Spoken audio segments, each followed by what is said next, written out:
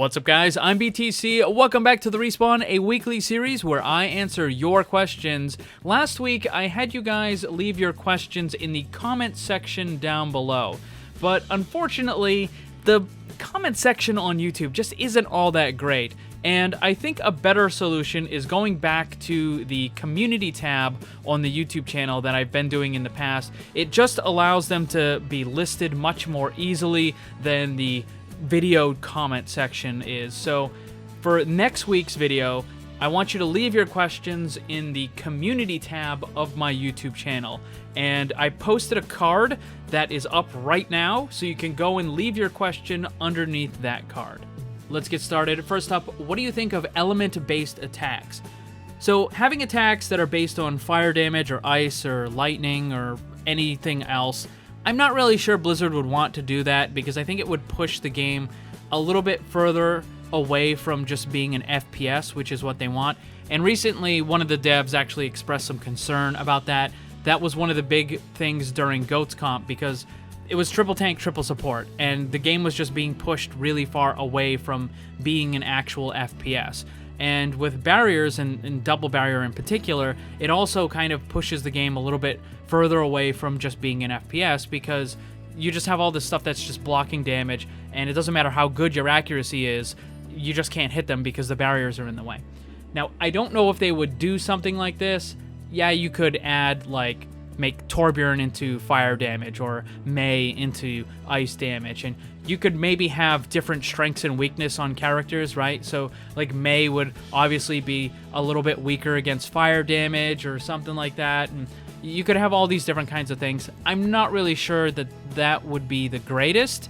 Yeah, you could use it to help better balance the game because you could have, the different strengths and weaknesses, and if one character is, proving to be a little bit too strong, then, you could just make him a little bit extra weak to such and such style of attack or something like that. Rather than lowering the health or changing the abilities, you could just kind of change those weaknesses. And so it's more knobs and more dials for Blizzard to turn when they're trying to balance stuff. But I think maybe something else that could work is just use the stuff that we already have in game, right? So you have armor, you have shields, and you have normal health.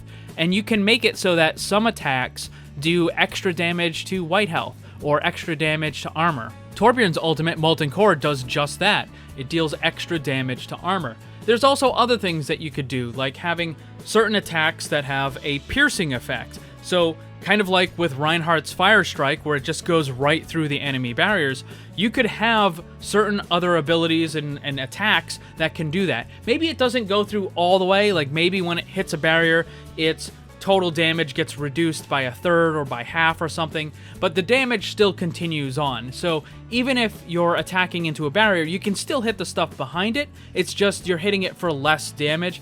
That's a possibility, but I think there's a lot of things that are already in the game that you could kind of work with. So you don't really need to add lots of these kind of, I guess, more like MMO style stuff, right? With, again, fire, ice, lightning, and energy, whatever else kind of stuff you want to add. I think you can just kind of work with what's already in the game in terms of, the extra bonus kinds of damages. Next up, do Brigitte and Reinhardt attacks do damage to barriers, or does their damage just go straight through? Well, it does go through the barriers, so you can still hit the players on the other side, but it will also damage the barriers at the same time. This also applies to Winston's attack as well. You hit the players on the other side, but you also damage the barriers. And this also applies to quick melee attacks, so you can hit the players and the barriers at the same time. Next up, what is the best way to determine how well you are doing mid-match? There are so many different variables to go along with this. I think one of the better ways is to just kind of figure out where you are in terms of getting your ultimate, how many times you've died. If you're getting eliminated a lot, then you're probably not doing well. But if you're only going back to the spawn room once or twice, then you're probably doing pretty good. And if you're building your ult consistently and pretty quickly, then you're also doing pretty well. Now, another thing that you can look at is how much damage or healing you've been doing per minute. So you look at the total amount of time that has gone by in the match, and then you look at how much damage you've done or how much healing you've done. If you're doing about 1,000 per minute, then that's pretty decent. I mean, it's not going to be the perfect kind of thing that you can look at. There are going to be some matches where you just can't heal anybody because your team just isn't taking damage, right? Like, maybe you're just completely steamrolling them. Your team is doing amazing, but your healing is garbage because your team just isn't taking any damage. So it's not a perfect thing, but if you're doing roughly 1,000 per minute, then you're doing pretty okay in most cases. Next up, could an ammo reducing ability work in Overwatch? I'm not sure how you intend to use this, whether it's a buff or a debuff. So if it's a buff, then maybe you could have a support that uses it on a teammate, and then they don't need to use any, they have infinite ammo for the next 5 seconds or something like that. Or maybe you just have a DPS character who has a self-buff or self-activate ability that just gives him infinite ammo for the next 5 seconds or something. You could do that. I've tried to work in something like that with my hero concepts, and I don't know. I haven't really found a good use for it, and I haven't found a good fit for it. Even though I've had a couple of characters that, kind of maybe could have used it. It just didn't really feel like it was all that impactful. Now, if you're talking about using it as a debuff, like perhaps you use it on an enemy and then their ammo starts to slowly go away over time, like that you put it on them and they have like 5 seconds where it just slowly takes away their ammo even if they're not attacking. I mean, that, I don't know, it doesn't really seem like it would be the greatest. You could have another effect where maybe it uses double the amount, or maybe on your team if it's a buff, maybe it uses half the amount or something, or you get a free one. I don't know. It just, again, I've tried to work with this in some of my hero concepts, and it just, I don't know, it doesn't really feel like it's all that great. And, there are some cases where it's just not really good, because then you have, like, you use it on a Reinhardt, what's it gonna do, right? You use it on a Brig, what's it gonna do? Nothing.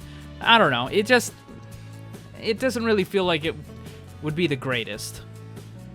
Next up, should D.Va have an out-of-mech ability?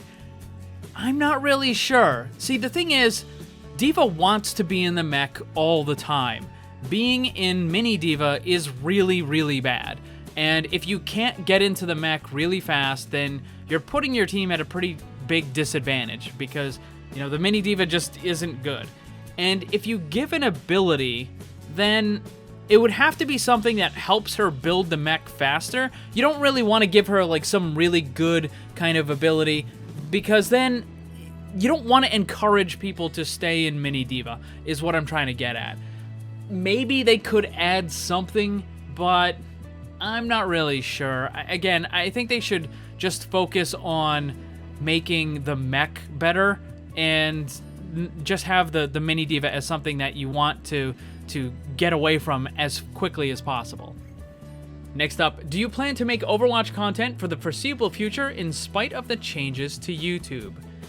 Yeah, I think I'm definitely still going to be making Overwatch content for a while. I don't know when or if I'm going to change games, because, I did change games a couple of times on this channel. It started as a Minecraft channel. You can go and look, the videos are still there.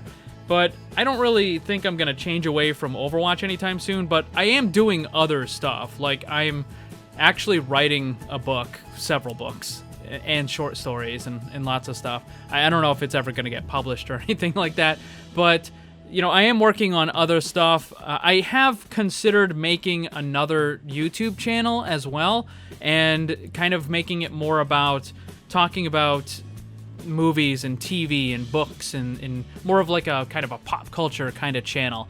But I haven't really decided on if I'm going to do that. If I do cover that stuff, though, I wouldn't really want to do it on this channel. I would want to make a new one.